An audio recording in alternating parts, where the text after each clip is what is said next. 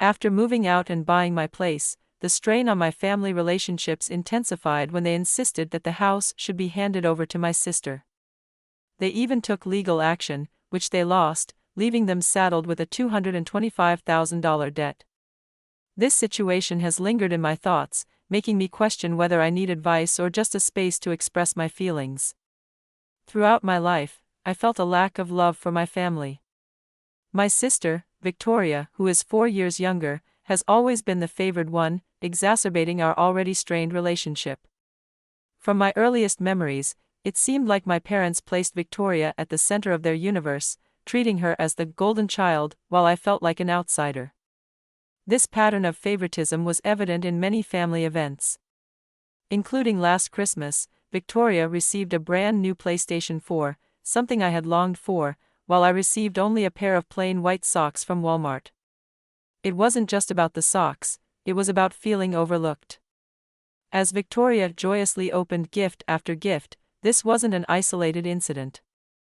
My family rarely remembers my birthday. The last time they celebrated it, I was 9. In contrast, Victoria's 18th birthday was an extravagant affair with a lavish party, trampoline, entertainers, and professional catering. I wasn't even invited and only found out about the party the day before. Despite these challenges, I've always excelled academically, stayed out of trouble, and tried to meet my family's expectations. However, the emotional gap has only grown. Now, as I spend my birthdays with college friends, there's a small celebratory atmosphere, but it starkly differs from a family celebration. Each year, as Victoria's elaborate birthdays highlight what I miss, I'm reminded of the stark contrast to my own experiences, reinforcing a deep-seated feeling of being undervalued. The pain runs deeper than just receiving fewer presents. It's about feeling perpetually sidelined and unseen, despite my efforts to belong and contribute positively to my family. Though I've come to realize that my sister Victoria was born with a magnetic personality that naturally attracted others. Her arrival marked a significant shift in my family dynamics. She was outgoing, athletic, and had a knack for making friends, qualities that stood in dark contrast to my own. My parents were overjoyed when she was born, and I initially thought we would become close siblings, bonding over video games and shared interests, as portrayed in movies. However, it soon became clear that Victoria preferred the company of her sporty friends over any relationship with me, leaving me feeling neglected and forgotten. As the years passed, my resentment toward Victoria grew. While I initially believed it wasn't her fault, I couldn't help but notice how she began to wield her influence over our parents, who seemingly excused her every mistake. For instance, when she accidentally broke the TV while her friends were over, she blamed it on me, despite my absence during the incident.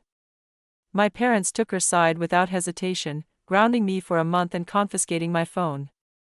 Feeling criminalized by my own family, I retreated into solitude, spending most of my time either in my room or at friends' houses. My own space felt suffocatingly small compared to Victoria's room, which was adorned with the latest gadgets and sports memorabilia. It seemed she had her own little empire, while I was just a shadow within our home. My 20th birthday came and went without any acknowledgement from my family. That morning, life at home carried on as usual, with no one pausing to wish me a happy birthday. This profound sense of invisibility cemented my realization that nothing was going to change. Victoria had monopolized our parents' affection. This realization led me to distance myself from my family. I moved out as soon as I could, sharing a place with university friends. The distance brought a sense of liberation. To support myself, I turned to freelancing in graphic design.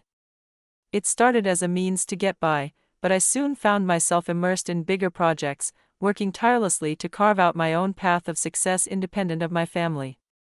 At 25, my life took a positive turn when I met Logan. He was everything I admired: intelligent, ambitious, and kind-hearted, like me. He was a freelancer managing social media for businesses. We clicked immediately, finding synergy in our work and personal lives. Logan was the first person who made me feel seen and valued for who I am, not just for what I could offer. His understanding and love were genuine, providing a stark contrast to the familial affection I had always craved but never received. Through him, I learned that being part of a family isn't just about blood relations, but about mutual respect and understanding. Logan's affection for me was genuine, rooted not in obligation, but in real emotions.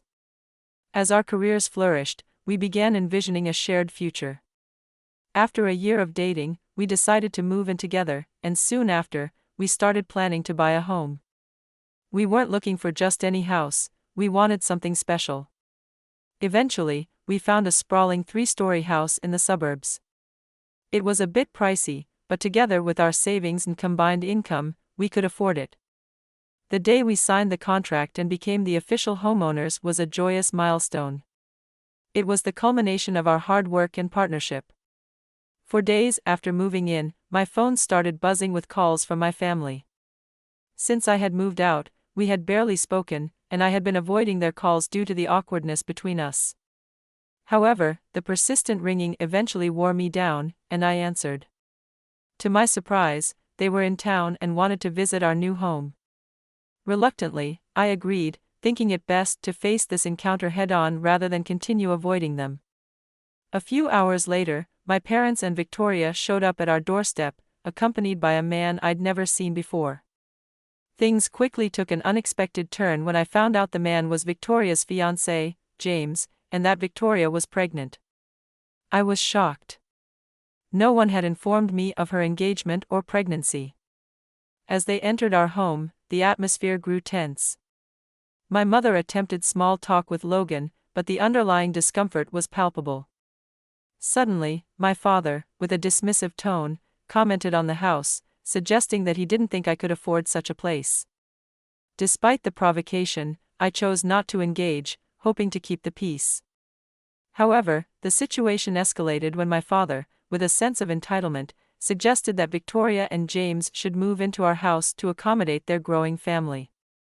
He argued that the house was too big for just Logan and me and that Victoria and Jameson needed the space more to raise their child.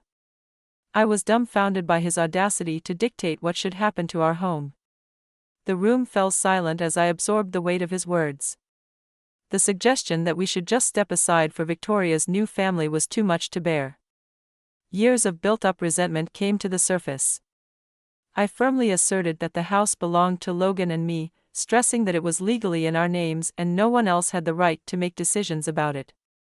Victoria, smirking, interjected, questioning our need for such a large house. That was the last straw. I confronted them, expressing my long-repressed anger and frustration. I declared that I was done letting them impose on my life. This house was our sanctuary, our achievement, and I was not going to let it be claimed by anyone else. The confrontation marked a turning point for me. I realized the importance of setting boundaries with my family to protect my happiness and peace. This was more than just about a house, it was about claiming my independence and refusing to be overshadowed or underestimated any longer. My father's aggressive stance escalated as he stood, puffed out his chest, and berated me hotly, arguing that I should be grateful and implying it was shameful to live in a house beyond my means.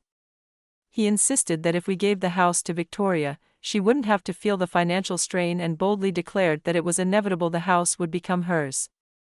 Shocked and enraged by his entitlement, I lost control. In a flash of anger, I lunged at him, pinning him against the wall, and demanded he leave our home immediately.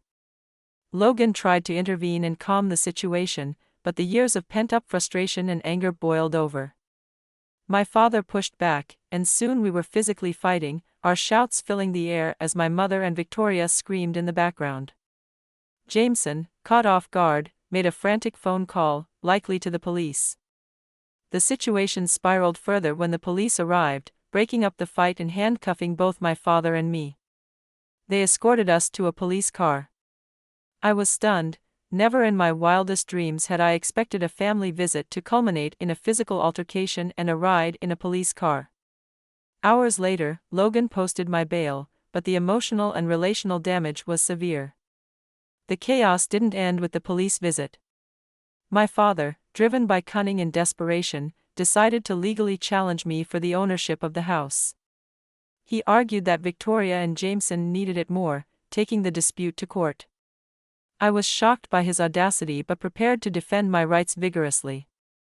I hired a lawyer and gathered all necessary documents proving the house was legally mine. I also decided it was time to bring to light the mental and psychological abuse I had endured for years.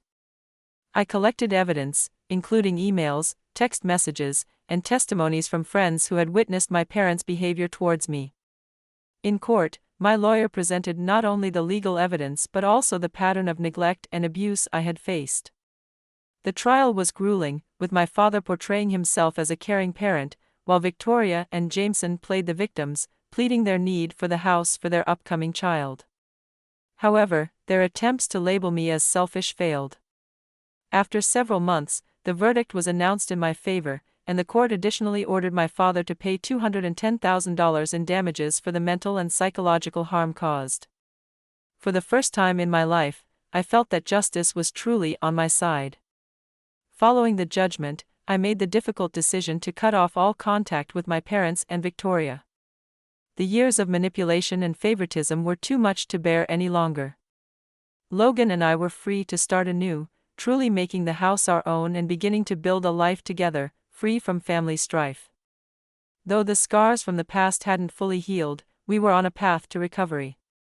Now, as I reflect on those turbulent times, it's hard to believe how much my parents had tried to deceive and manipulate me. It's been 2 years since that ordeal, and before I delve further into our ongoing journey, let me share about our wedding, which took place just before the court case concluded. It was the happiest day of my life and solidified my decision to marry Logan, who had stood by me through the family saga, proving to be my true partner and greatest supporter. I could finally trust fully. We opted for a small, intimate wedding ceremony. It was just Logan, his close friends, and relatives. No one from my family was invited. Given the history of manipulation, abuse, and litigation they had subjected me to, I couldn't risk their toxic behavior overshadowing the joy of our wedding day. The stark realization of their true nature had become undeniable, and I wanted our celebration to be untouched by any negativity. A few days after our blissful union, however, I received a lengthy, guilt-laden email from my mother expressing her deep hurt over not being invited to the wedding. How she discovered the details of the event remains a mystery. My father, on the other hand, made no attempt to reach out, which was a relief. But Victoria's reaction was predictably volatile. She had always been the golden child, forever striving to win our parents' approval, never taking responsibility for her own actions, always pointing the finger at someone else. The court's decision in my favor, which resulted in a financial judgment of $210,000 against my parents, did not bankrupt them, but it did tighten their financial leeway. Spoiled throughout her life, Victoria struggled to accept this new reality. She felt entitled to the house my father owned and demanded large sums of money, but these expectations were quickly becoming her downfall. After the trial, her fiancé, Jameson, left her, and she reportedly suffered a miscarriage due to the stress of the event. She, too, blamed it on me. This blame seemed to extend to all her misfortunes, the loss of the lawsuit by my father, their financial woes, and Jameson's departure. All were somehow seen as my fault. The situation escalated unexpectedly. About a month into our marriage, Logan and I, relishing our newfound peace away from family drama, decided to take a leisurely walk in our neighborhood. It was a calm, refreshing day until we saw Victoria. She was standing at the corner of a street, her gaze intense and full of anger. Confused and startled, I confronted her, asking what she was doing there. Before I could make sense of the situation, she charged at me, wielding a heavy iron rod, likely picked up from a nearby construction site. My heart raced as she swung it at my abdomen with such force that pain shot through me instantly, fiery and sharp. I doubled over in agony. Victoria didn't stop. She swung the rod again, this time striking my shin, causing a sickening crack as I collapsed onto the sidewalk amidst her relentless accusations, blaming me for our father's financial ruin and for everything that went wrong in her life, including Jameson leaving her. I struggled to stand and defend myself, but my body wouldn't cooperate. Lying there, injured and in shock, I realized just how deeply the seeds of resentment were sown in Victoria's heart. This violent encounter was the culmination of years of familial discord, a stark reminder of the long and painful history that had led us here. As I lay injured on the sidewalk, the cacophony of voices grew louder, and I could hear the hurried footsteps of people rushing toward me. Someone restrained Victoria and pulled her away, but my consciousness was slipping, blurred by pain and shock. When I finally regained awareness, I found myself in a hospital bed with Logan sitting beside me, his face etched with worry and his eyes brimming with tears. Attempting to speak, I realized how dry my throat was and felt a sharp sting with every breath due to my injuries. Logan, holding my hand tightly, asked quietly, "Are you okay?" Though I murmured a weak, "I'm okay," the truth was far from it. The doctor informed me that I had sustained multiple broken ribs, a fractured left leg, and a broken right arm. It was a miracle I had survived. Without the timely intervention of the bystanders, Victoria's attack could have been fatal. She was arrested at the scene and taken into custody, while I was rushed to the hospital. During my recovery, Logan was an unwavering presence by my side. He handled everything: police reports, insurance paperwork, and even contacting a lawyer as we prepared for the impending trial. Victoria was facing serious charges of assault with a deadly weapon, and given the severity of my injuries, she was potentially looking at a substantial prison sentence. Logan explained to me that after being abandoned by Jameson, Victoria had spiraled into severe depression. According to the police report, she refused to accept any personal responsibility, instead placing all the blame on me. During her police interrogation, she expressed no regret for her actions, insisting that I had ruined her life and deserved what happened. She held a firm belief that she was seeking justice for the wrongs she felt were caused by me, including her fiancé leaving her and her father's financial issues. My hospital stay was prolonged and painful. The days were filled with relentless medical examinations, physical therapy, and the heavy burden of the upcoming trial. I couldn't walk for weeks, and even upon discharge, I relied heavily on crutches and needed significant support for my arm. Doctors warned that my recovery might take months and that there was a possibility I might never regain full functionality. When the trial against Victoria commenced, she pleaded not guilty, maintaining that her actions were justified due to the extreme mental distress she claimed to have been experiencing. Her defense argued that the breakdown of family relationships had severely destabilized her. However, the evidence against her was overwhelming. Witness accounts from the day of the attack confirmed she had assaulted me with clear intent, and the prosecution presented detailed medical reports of my injuries along with police statements about her premeditated actions. Sitting in the courtroom, watching my sister attempt to justify her assault, was an excruciating experience. Throughout the trial, she avoided any eye contact with me, acting as if I no longer existed. This dismissal was perhaps more painful than the physical injuries she had inflicted, a stark reminder of the deep familial fractures that had led to a devastating confrontation. Perhaps the most harrowing part of the trial was watching my parents sit in the courtroom next to Victoria, nodding in agreement every time she claimed that I'd destroyed her life. Each nod was like a knife twisting in my heart, a stark betrayal, as they continued to side with her, unwavering in their belief that she was the victim. This reinforced the painful reality that their support for her had never faltered. The trial stretched on for several weeks, but the verdict seemed almost preordained due to the overwhelming evidence against Victoria. Ultimately, she was convicted on serious assault charges and sentenced to 4 years in prison, with the possibility of parole in 3. By the time the verdict was delivered, the outcome didn't change the stark truth I had come to accept: I was effectively without a family. This entire ordeal crystallized the painful realization that those who were supposed to be closest to me were not truly my family. Through it all, Logan's presence has been my cornerstone. He has stood by me unwaveringly, facing each challenge head-on and providing steadfast support.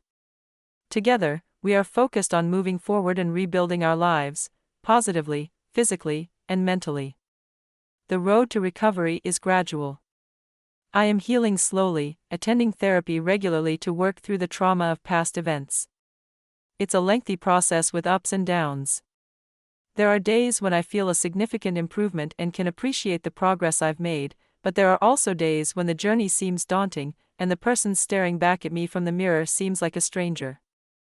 Looking ahead, I can't predict everything the future holds, but I've resolved to cherish each day and take it as it comes. Now more than ever, I understand the importance of trust and know clearly who I can count on. With this newfound clarity and Logan's unwavering support, I am slowly piecing together a brighter, more hopeful future.